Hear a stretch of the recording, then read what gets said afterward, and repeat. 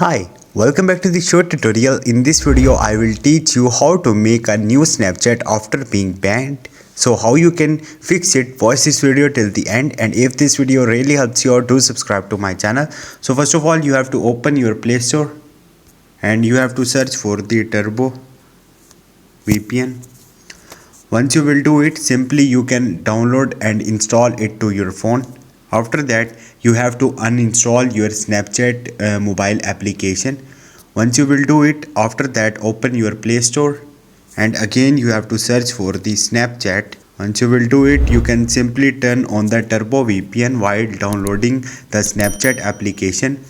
Once you will do it, try to create a new account on the Snapchat and maybe your problem will be fixed. So this is the only way, no other way to do this. Hope this video will helpful for you. If you have any question or any confusion, just drop a comment. I will try to help you. Thank you.